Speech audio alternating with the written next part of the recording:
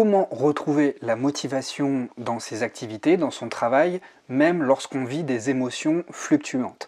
Le principe d'une émotion même, c'est le mouvement. Une émotion est faite pour nous faire bouger. Or, lorsqu'on prévoit de faire quelque chose, eh bien, on se fait une idée stable et figée du travail, de l'activité dans laquelle on souhaite s'engager, sauf que notre état émotionnel ne nous permet pas toujours de nous engager comme nous l'avions prévu dans une activité. Je ne sais pas si ça vous le fait, moi en tout cas ça me le fait très souvent. Je me préfigure toujours la manière dont je vais m'engager dans une action, mais il y a toujours un état émotionnel à prendre en compte. Et si vous êtes hautement sensible, vous n'êtes pas sans savoir que tous les jours en fait c'est un peu comme ça. Or, lorsqu'on prévoit de s'engager dans un projet, de réaliser telle tâche, telle tâche, telle tâche, au préalable, lorsque on se visualise en train de faire cette tâche, eh bien, on occulte complètement le fait qu'il y a le facteur émotionnel à prendre en compte. Simplement, on ne doit pas faire une obsession non plus de ces émotions, on ne doit pas non plus rester bloqué et figé sur ces émotions, simplement il est important de prendre un peu de recul par rapport à ces mouvements qui nous habitent. Ces mouvements, ce sont des émotions, l'origine latine du mot émotion, c'est movere, c'est bouger, donc il va falloir accompagner ce mouvement si on ne veut pas être dans la résistance, parce que la pire chose que vous puissiez faire, c'est d'être en résistance, c'est d'être relativement rigide dans votre posture par rapport à ces émotions. Vous ne pouvez pas bloquer, rester hyper stoïque, toujours rigide comme ça par rapport à ce qui vous arrive. Le truc, c'est qu'il va falloir accompagner le mouvement pour épouser cette dynamique qui vous traverse afin de réaliser les activités que vous souhaitez. C'est un petit peu comme si je dois faire une métaphore, vous étiez sur un petit bateau en pleine mer, vous êtes ballotté par le vent. Ce vent, c'est vos émotions qui vous traversent, qui vous habitent. Tout ce que vous avez à faire ici, c'est bien de hisser les voiles pour pouvoir orienter, comme vous le souhaitez, votre bateau. On n'est pas dépendant de ces émotions. Ce que je veux vous dire, c'est que ça ne se contrôle pas en fait. Évidemment, on peut avoir une maîtrise sur ce monde émotionnel, sur cette météo intérieure, simplement. Essayer d'avoir une emprise totale et de bloquer ces émotions, c'est juste pas possible. Nous sommes humains, on a tous un vécu émotionnel, on a tous un monde intérieur avec des émotions, d'autant plus lorsqu'on est hautement sensible, vous n'êtes pas sans le savoir, donc ces émotions, plutôt qu'en faire un frein ou plutôt qu'en faire une contrainte, essayons plutôt d'hisser nos voiles pour que le vent nous pousse dans le dos et qu'on puisse mener à bien les tâches que l'on souhaite réaliser. Donc si aujourd'hui tu as de la difficulté à trouver la motivation pour te lancer dans tes projets parce qu'il y a toujours un truc qui ne va pas, parce que tu te sens toujours traversé par quelque chose qui te dérange, parce que tu as la tête qui est prise par des pensées envahissantes, tout part de la manière dont tu vas épouser ce mouvement émotionnel qui te traverse. Alors sache que jusqu'à ce soir, je fais une promo sur le guide anti-procrastination, donc si tu as envie de te former et d'être plus performant dans ton travail et surtout de générer des émotions positives à travers tes projets, j'ai mis en place un programme qui est facile, qui est hyper rapide à mettre en place. Il y a des résultats qui sont très rapides que tu pourras constater dans ton travail, dans ton approche au quotidien vis-à-vis de ton travail, quel qu'il soit, que ça peut être ton travail principal, mais ça peut être, tu procrastines peut-être des projets que tu as d'ordre plus personnel. Et bien grâce à cette approche, on va travailler ta posture pour pouvoir t'engager facilement et générer un sentiment d'accomplissement et donc d'autosatisfaction, ce qui va être un véritable moteur motivationnel pour t'engager beaucoup plus facilement dans tes projets. Alors si tu souhaites t'inscrire à ce programme, tu as juste à cliquer sur le lien dans la description de la vidéo et jusqu'à ce soir, minuit, tu as cette formation à moins 50%. Alors, le premier conseil que j'ai à te donner si tu es ballotté par tes émotions dans tout ce que tu veux faire, c'est de transformer ces émotions en énergie créative. Pour te donner un exemple dans le travail que je mets en place au quotidien, mon monde émotionnel n'est pas toujours aussi favorable que je le souhaite. Tu dois t'en rendre compte, ça fait plus de 3 ans et demi que je publie des vidéos, tu dois le voir à ma tête, tu dois le voir aux expressions sur mon visage, par rapport aux thématiques que j'emploie, mon monde émotionnel n'est pas stable, n'est pas plat, il est super mouvementé. Il arrive régulièrement que mon monde intérieur soit ballotté par des émotions. Donc si j'attends à chaque fois d'être dans le meilleur état émotionnel possible pour me lancer dans une action, c'est-à-dire dans la création de contenu, je ne pourrai pas publier autant que je le fais de manière habituelle. Simplement, j'utilise toujours mes émotions comme moteur de créativité, c'est-à-dire que j'utilise mon humeur comme élément qui vient fertiliser mes pensées, mes projets, mes actions, et ça vient donner une teinte, ça vient donner une couleur au ton de mes vidéos. Ce que je te dis pour les vidéos, ça peut être exactement la même chose pour tous les travaux que tu as à faire. Et ça marche encore plus, en fait, si tu as un travail qui demande un petit peu d'expression, de créativité, parce que ça va venir apporter une couleur, une épaisseur, une consistance à ton travail, en utilisant justement ce flux émotionnel. Et le fait de te mettre au diapason de tes émotions va te permettre de la catalyser, en tout cas de l'exprimer, et donc de t'en débarrasser. C'est pas se débarrasser, c'est comme ça, c'est juste s'en extraire. Pour pouvoir se débarrasser d'une émotion, il faut la vivre.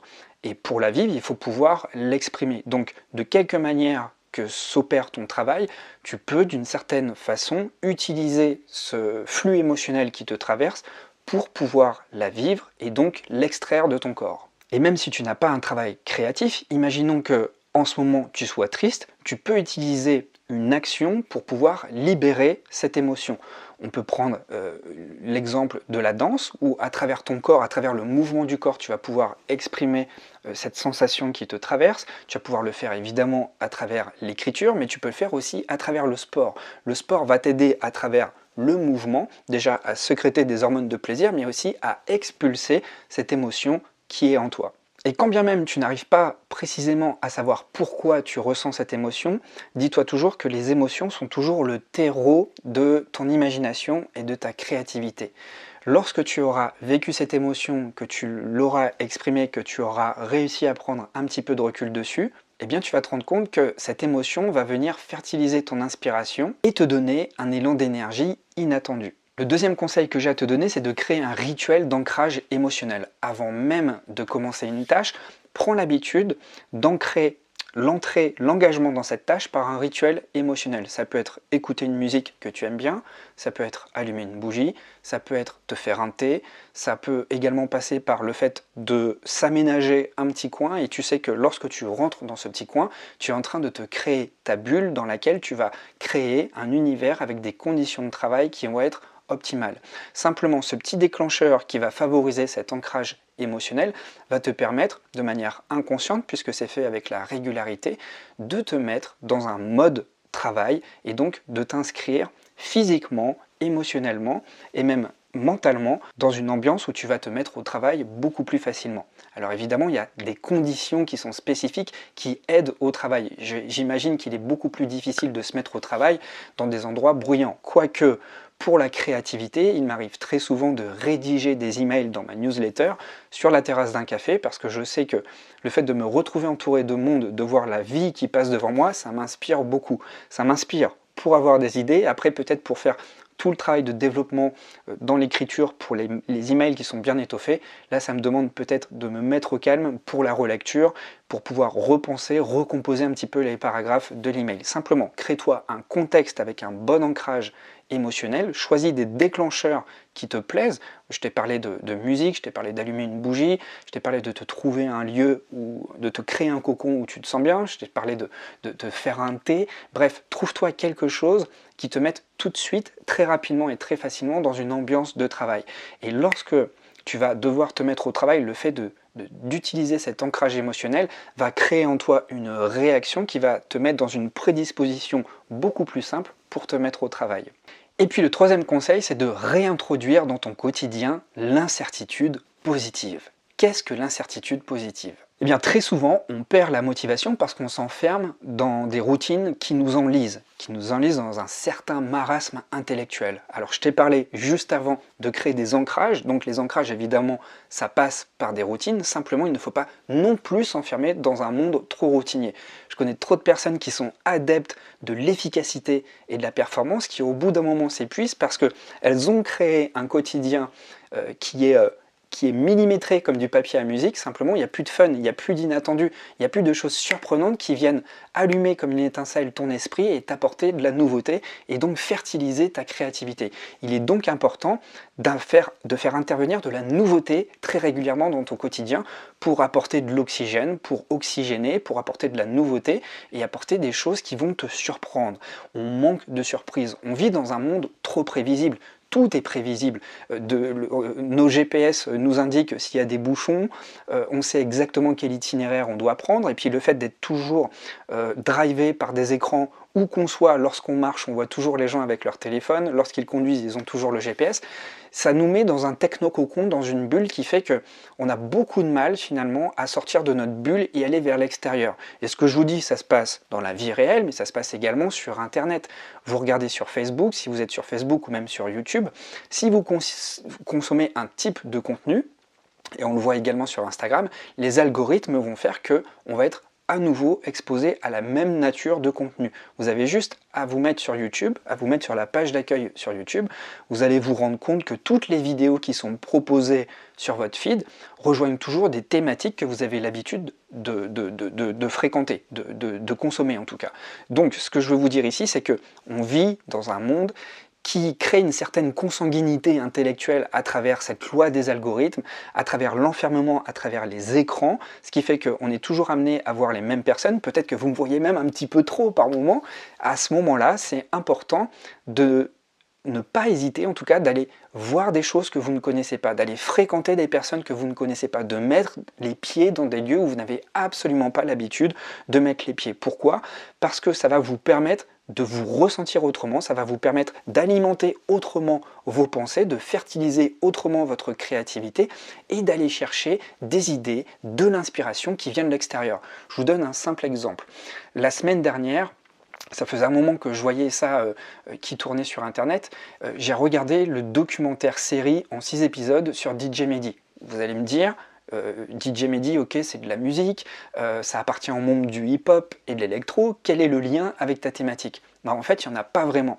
Sauf qu'en filigrane, j'ai été hyper inspiré par le parcours de ce mec-là, qui a vraiment eu un parcours de vie juste incroyable.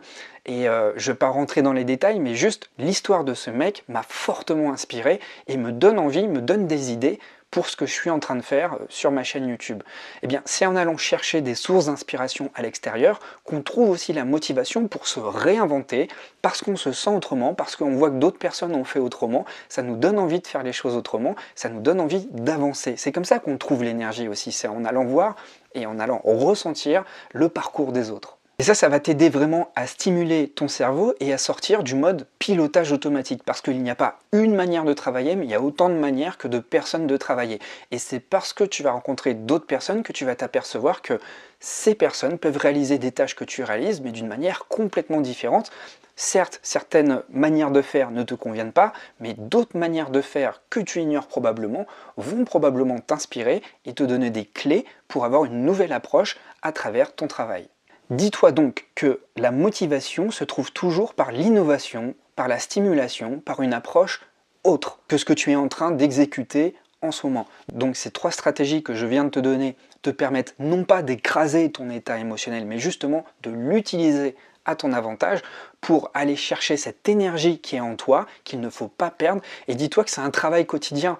La motivation, c'est pas quelque chose que l'on garde une fois pour toutes, une fois qu'on l'a trouvé en fait. Et c'est toujours, j'ai pas envie de dire un combat quotidien, mais c'est comme une plante que tu dois nourrir. Et le truc qui est assez sidérant dans l'histoire, c'est qu'on ne le fait jamais de la même manière. Donc il faut toujours garder l'esprit curieux et toujours se soucier d'avoir du fun dans son travail, de s'amuser, de trouver un intérêt, de trouver du sens. Évidemment, il y a des tâches qui vont être plus laborieuses que d'autres, mais simplement, dis-toi que plus tu travailles sur les conditions qui vont favoriser un bon état émotionnel, plus tu vas prendre conscience de ton état émotionnel pour toi-même t'accorder à avoir une posture différente par rapport à la manière où tu vas t'engager dans ton travail, et mieux tu vas le vivre, parce que tu ne vas plus être en lutte contre toi-même, mais au contraire, tu vas épouser tes mouvements, tu vas t'enrichir de l'extérieur, tu vas te découvrir en mettant les pieds dans différents endroits, en t'inspirant de différentes personnes, et c'est ça qui va te donner envie de faire autrement. Et vraiment, ce qui te permet, je finis là-dessus, ce qui va te permettre de rester motivé dans ton travail, des fois je le perds personnellement, des fois je le retrouve, c'est qu'on s'expérimente à travers son travail. Il faut avoir vraiment une démarche d'expérimentateur. Des fois je le perds, des fois j'ai de la difficulté, c'est laborieux, je me trouve pas bon. Et puis d'autres fois, Lorsque je suis dans cette posture d'apprenant, d'élève, qui va faire les choses autrement, qui va innover, bah tout de suite en fait on s'aperçoit qu'on fait appel à différentes ressources, les choses sont nouvelles, on défriche et on retrouve un nouvel enthousiasme et c'est ça qui motive. Donc n'oubliez pas de toujours garder cette fraîcheur d'esprit, d'être toujours dans cette posture d'apprenant et donc si tu souhaites te former, si tu souhaites apprendre eh bien, à te rééduquer autrement et avoir une nouvelle approche vis-à-vis de toi mais vis-à-vis des choses que tu matérialises, je te donne rendez-vous dans cette formation que tu vas retrouver juste en dessous et puis moi j'ai hâte de t'accompagner et de t'aider en tout cas à extraire ce qu'il y a de meilleur en toi. Voilà, c'est tout pour cette vidéo, je te remercie beaucoup de m'avoir suivi et puis moi je te dis à très vite et je te le cache pas, j'ai envie d'apporter de la nouveauté sur cette chaîne. Je ne sais pas encore quelle forme ça va prendre mais en tout cas ça va prendre. Allez, à très vite.